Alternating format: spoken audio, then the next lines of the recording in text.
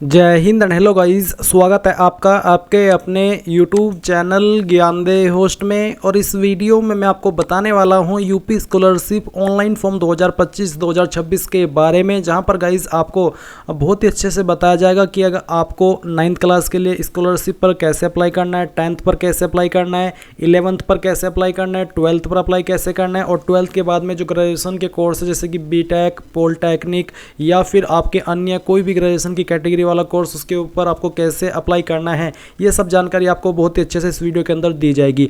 आपको आगे चल करके इसी वीडियो के अंदर ये भी बताया जाएगा पहले कि OTR क्या है और आपकी इंपॉर्टेंट डेट्स क्या क्या है।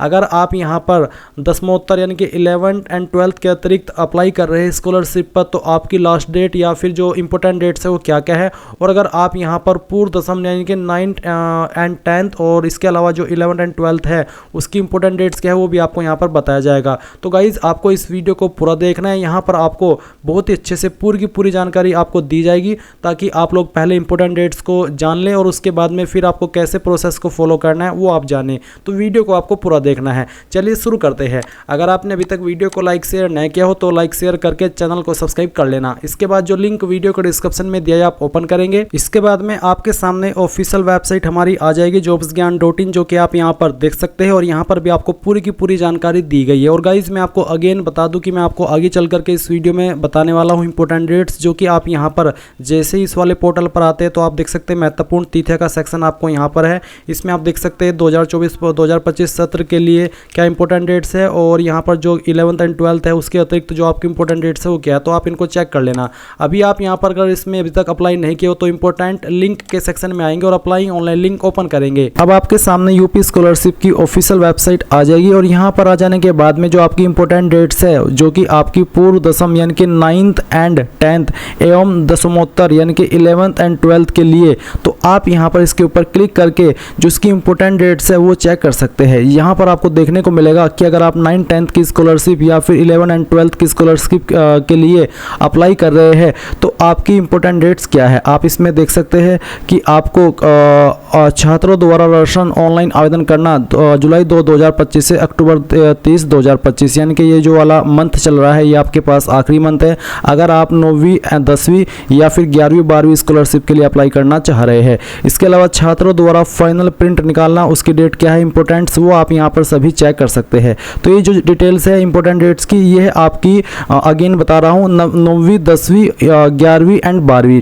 इसके अलावा गाइज जो आपकी इनके अलावा अगर आप किसी अन्य कोर्स के लिए अप्लाई कर रहे हैं स्कॉलरशिप के लिए तो उसके अतिरिक्त यहाँ पर ये वाली जो इंपॉर्टेंट डेट्स जो अभी आपके सामने आ रही है यानी कि 11वीं 12वीं के अतिरिक्त जो आपके अन्य कोर्स होते हैं उनकी जो इंपॉर्टेंट डेट्स है वो ये वाली है, जो कि आपकी जुलाई 10 से स्टार्ट होकर रजिस्ट्रेशन दिसंबर 20, 2025 तक आप रजिस्ट्रेशन कर सकते हैं। जो बाकी की इंपॉर्टेंट डेट्स है वो भी आप यहाँ पर चेक कर लीजिए। ये इंपॉर्टेंट डेट्स आपको इसलिए बता रहा हूँ क्योंकि बहुत ही इंपॉर्टेंट है एंड इन्हीं के आधार पर आपको सभी डिटेल्स समझना है और फिर इन्हीं के आधार पर अपने फॉर्म को आपको कंप्लीट करना है। तो आपको दोनों चीज़ें समझ में आ गई। अब आप यहाँ पर सबसे पहले क्या करेंगे, OTR करेंगे। तो आपको OTR पंजीकरण करें इसके ऊपर क्लिक करना है। इसके ऊपर क्लिक करने के बाद में आपके सामने कुछ ऐसा इंटरफेस आएगा।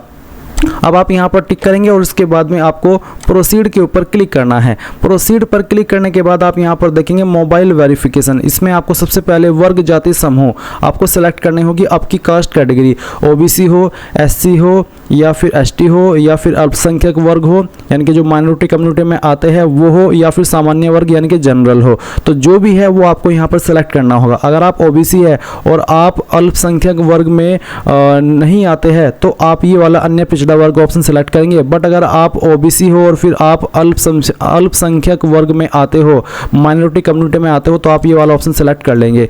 उसके बाद में आप आपका मोबाइल नंबर डालेंगे जो कि आप रजिस्टर करना चाहते हैं और ध्यान दीजिए जो आप नंबर यूज कर रहे हैं वो आपका आधार के साथ में लिंक होना चाहिए। उसके बाद फिर ये कैप्चा कोड डालेंगे एंड जनरेट OTP के ऊपर क्लिक करेंगे। इसके बाद में गाइज जैसे ही आप OTP वेरिफिकेशन कर देंगे तो आपको यहाँ पर देखने को मिलेगा ई केवाईसी का ऑप्शन। तो आप आपका आधार आधार नंबर डालेंगे, फिर ये कैप्चा कोड डालेंगे और सबमिट कर देंगे। अब इसके बाद में यहाँ पर आपको डिजी लॉकर की जो वेबसाइट है उसके ऊपर वेरिफिकेशन करने के लिए बोला जा रहा है। तो बेसिकली है कि अगर आपका डिजी लॉकर अकाउंट नहीं बना हुआ है तो आप यहाँ पर नीचे don't have an account sign up, इसके ऊपर क्लिक करके यहाँ पर आपका डिजी लॉकर अकाउंट बना लेंगे, जिसमें कि आप आपका आधार कार्ड नंबर डालेंगे, नेक्स्ट के ऊपर क्लिक करेंगे एंड देन कुछ डिटेल्स आपसे मांगी जाएगी, जिसका इस्तेमाल करके आप यहाँ पर आपका जो डिजी लॉकर अकाउंट है वो क्रिएट कर लेंगे। अगर आपको नहीं पता कि डिजी लॉकर अकाउंट कैसे बनाना होता है यहाँ पर आगे का, तो आप यूट्यूब के अंदर जाकर के सर्च कर लेना कि डिजी लॉकर अकाउंट कैसे बनाएं। आपको काफ़ी सारी वीडियोस देखने को मिल जाएगी जो कि बहुत ही सिंपल डिटेल्स आपको देनी होती है।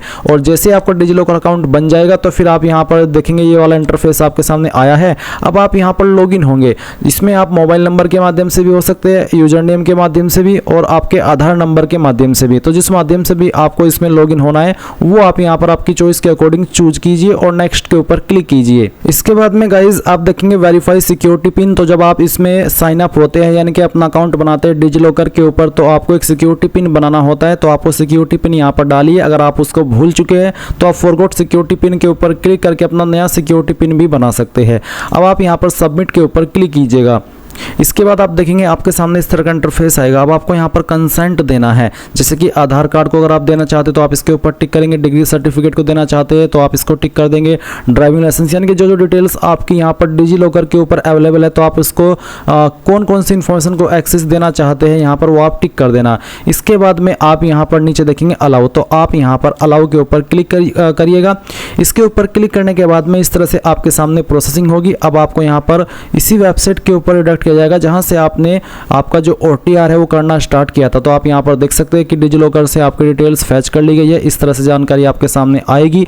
अब आप यहां पर वेरीफाई KYC डिटेल, ये जो डिटेल्स है इसको वेरीफाई करना है तो आप इसके ऊपर क्लिक कर देना। इसके ऊपर क्लिक करने के बाद में जो नंबर आपका आधार के साथ में लिंक है उसके ऊपर एक OTP जाएगा, वो आप OTP यहां पर डाल देना और फिर आप वेरीफाई OTP इसके ऊपर क्लिक कर देना। इसके बाद में गाइज आपके सामने फाइनल OTR का ऑप्शन आएगा। अब आप यहां पर आपके पिता का नाम डालेंगे, ये नाम भी आपको आपके आधार कार्ड के अकॉर्डिंग फिल करना है, फिर आपकी माता का नाम और उसके बाद में जो आपकी ईमेल आईडी आप जो यूज करते हैं वो ईमेल आईडी आप यहां पर डाल देना। फिर ये कैप्चा कोड डाल करके आप सबमिट करेंगे। सबमिट करने के बाद में आपको मैसेज के माध्यम से आपका OTR नंबर सेंड कर दिया जाएगा। और अगर आपको यहां पर कोई एरर आता है तो आपको अगेन इस प्रोसेस को फॉलो करना होगा, क्योंकि ये जो वेबसाइट है इसका सर्वर डाउन रहता है। तो ये हो जाने के बाद में आप यहां पर होम पेज पर आ जाएंगे। होम पेज पर आ जाने के बाद में आपके सामने यहाँ पर वो सभी विकल्प आएंगे जो कि आपने इस OTR को करने से पहले देखे थे। तो अब आप यहाँ पर होम पेज पर जैसे ही आ जाए आप यहाँ पर स्टूडेंट के सेक्शन पर आएंगे और यहाँ पर आने के बाद में कुछ चीज़ें आपको अच्छे से पहले समझनी है और उसके बाद में ही आपको क्लिक करना है। पहला विकल्प है न्यू रर्सन। तो अगर आप यहाँ पर इसके ऊपर क्लिक करते हैं तो आपके सामने यहाँ पर कुछ ऐसा इंटरफेस आएगा जैसे कि आप वीडियो में देख सकते हैं, जहाँ पर गाइज आप देख सकते हैं आपको विभाग वाइज इसमें जो राशन के लिंक है वो प्रोवाइड कराई है। जैसे कि अगर आप समाज कल्याण विभाग Uttar Pradesh for SC ST general category, अगर आप SC ST या फिर जनरल कैटेगरी है, फ्रेश है, आपका पहले से कोई राशन नहीं है, फ्रेशर है आप, तो आप यहाँ पर पोस्ट मैट्रिक प्री मैट्रिक यानी कि 9th के लिए अगर आप अप्लाई कर रहे हैं या फिर 10th के लिए तो आप इस लिंक को इस्तेमाल करेंगे। और अगर आप पोस्ट मैट्रिक इंटरमीडिएट यानी कि अगर आप 11वीं 12वीं के लिए आपकी स्कॉलरशिप के लिए राशन कर रहे हैं तो आप इस लिंक का इस्तेमाल करेंगे। और अगर आप post matric other than intermediate यानी कि अगर आप 12वीं के अलावा किसी अन्य कोर्स के लिए अपना राशन करना चाहते हैं और आप SC ST जनरल है तो आप इस लिंक का इस्तेमाल करेंगे। इसी प्रकार से अगर आप OBC कैटेगरी कैंडिडेट है और फ्रेशर है और आप 9वीं 10वीं की स्कॉलरशिप के लिए अप्लाई करना चाहते हैं तो आप प्री मैट्रिक फ्रेश इसके ऊपर क्लिक करेंगे। और अगर आप 11वीं 12वीं की स्कॉलरशिप के लिए अप्लाई करना चाहते हैं तो आप पोस्ट मैट्रिक इंटरमीडिएट फ्रेश इसके ऊपर क्लिक करेंगे। और अगर आप 12वीं के अलावा अन्य किसी कोर्स के लिए राशन करना चाहते हैं OBC कैटेगरी से तो आप इस तीसरे लिंक का इस्तेमाल करेंगे। इसी प्रकार से अगर आप OBC है और माइनॉरिटी है या फिर आप OBC बेसिकली कुछ कैटेगरी आती है माइनॉरिटी में, तो अगर आप माइनॉरिटी कम्युनिटी से आते हैं और आप 9वीं 10वीं की स्कॉलरशिप के लिए अप्लाई करना चाहते तो आप पहले वाले लिंक को क्लिक करेंगे। अगर आप 11वीं 12वीं की स्कॉलरशिप के लिए अप्लाई करना चाहते तो आप ये वाला लिंक इस्तेमाल करेंगे। और अगर आप 12वीं के अलावा किसी अन्य कोर्स की स्कॉलरशिप के लिए अप्लाई करना चाहते हैं और आप OBC माइनॉरिटी है तो आप इस लिंक को इस्तेमाल करेंगे जो कि तीसरे नंबर पर है। और गाइज और एक और लिंक यहाँ पर आपको देखने को मिला है कि असवच पैसे में लगे माता पिता अभिभावक की कक्षा 9वीं व 10वीं में अध्ययनरत बच्चों के लिए फ्रेश, यानी कि अगर ऐसे आप कैंडिडेट हैं तो फिर आप प्री मैट्रिक फ्रेश 9वीं 10वीं के लिए ये लिंक है, आपको ये क्लिक करना होगा। अब ये आपको डिसाइड करना है कि आप किसके लिए अप्लाई करना चाहते हैं। इसके अलावा आप यहाँ पर स्टूडेंट के सेक्शन पर आएंगे तो आपको आगे नीचे लॉगिन वाले ऑप्शन मिलेंगे। लॉगिन वाले मतलब जो कि रिन्यूअल के वाले हैं, तो अगर आप यहाँ पर रिन्यूअल वाले हैं तो आपको लॉगिन रिन्यूअल, अगर आप प्री मैट्रिक के स्टूडेंट हैं तो आपको इसके ऊपर क्लिक करना होगा। अगर आप पोस्ट मैट्रिक के लिए रिन्यूअल करना चाहते तो आप इसके ऊपर क्लिक करेंगे। प्री मैट्रिक यानी कि 9th 10th और पोस्ट मैट्रिक यानी कि 11th 12th और post matric other than intermediate यानी कि 12वीं के अलावा जो अन्य कोर्स होते हैं वो, तो ये आपको सिलेक्ट करना होगा। अभी के लिए हम यहाँ पर शुरुआत से रजिस्ट्रेशन कर रहे हैं, तो अब आप यहाँ पर जब इसमें स्टूडेंट के सेक्शन पर न्यू रजिस्ट्रेशन के ऊपर क्लिक करेंगे और इस वाले सेक्शन पर आ जाएंगे तो अब आप यहाँ पर फ्रेशर के रूप में सिलेक्ट करेंगे कि आपको किस पर अप्लाई करना है, प्री मैट्रिक, पोस्ट मैट्रिक या फिर उसके अलावा किसी अन्य कोर्स पर। तो जिस पर भी आपको अप्लाई करना है वही आप यहाँ पर सिलेक्ट कर लीजिएगा। ये सिलेक्ट करने के बाद में आपके सामने कुछ ऐसा इंटरफेस आएगा। अब आप यहाँ पर जो OTR नंबर आपको मिला है वो डालेंगे और फिर सबमिट कर देंगे। सबमिट करने के बाद में यहाँ पर गाइज आपके OTR नंबर से कुछ इन्फॉर्मेशन तो आपकी फैच की जाएगी और कुछ इन्फॉर्मेशन आपको यहाँ पर भरनी है। जैसे कि जो आपका डिस्ट्रिक्ट है वो आप सिलेक्ट कर लेंगे जहाँ छात्र छात्रा अध्ययनरत है, यानी कि जहाँ पर वो पढ़ रहा है। उसके बाद में फिर शिक्षण स्थान, इनमें से कौन से स्थान में वो छात्र या फिर छात्रा पढ़ रहा है वो आपको यहाँ पर सिलेक्ट कर लेना होगा। उसके बाद में आप देखेंगे वर्ग जाति समूह, तो आपको यहाँ पर वो सिलेक्ट कर लेना है। उसके बाद फिर आपका रिलीजन क्या है वो आप सिलेक्ट कर लेंगे। एंड देन यहाँ पर आप देखेंगे हाई स्कूल उत्तीर्ण करने का वर्ष, किस साल के अंदर आपने हाई स्कूल उत्तीर्ण की थी वो साल आप सिलेक्ट करेंगे।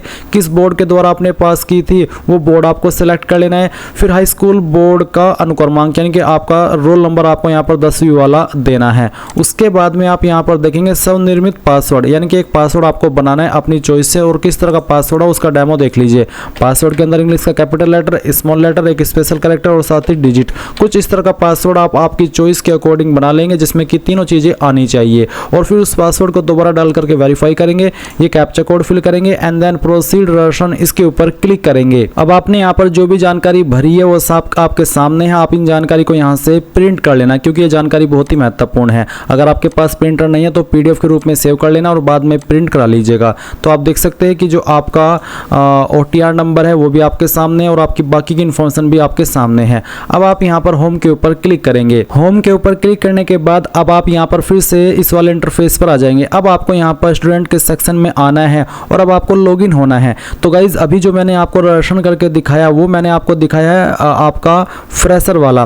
तो आपको यहाँ पर लॉगिन फ्रेश और सिलेक्ट करना होगा कि आपने प्री मैट्रिक यानी कि 9वीं 10वीं के लिए रजिस्ट्रेशन किया है या फिर पोस्ट मैट्रिक यानी कि 11th 12th के लिए रजिस्ट्रेशन किया है या फिर आपने post matric other than inter student यानी कि 12वीं के अलावा जो अन्य कोर्स होते हैं आपने उसके लिए रजिस्ट्रेशन किया है।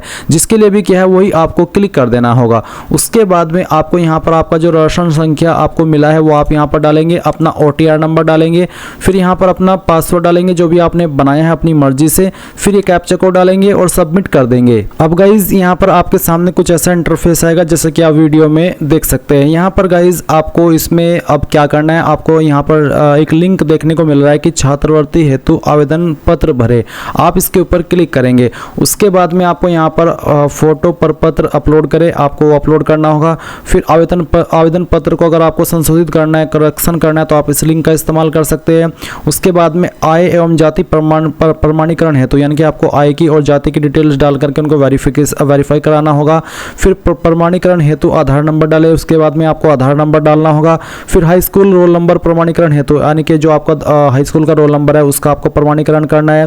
फिर जांच हेतु आवेदन प्रिंट करें, उसके बाद में जांच के उपरांत आवेदन पत्र सबमिट करें। संस्था में जमा करने हेतु आवेदन पत्र का प्रिंट 3 दिन बाद अवश्य करें, यानी कि उसके ये सब करने के बाद 3 दिन बाद आपको उसको प्रिंट करना होगा।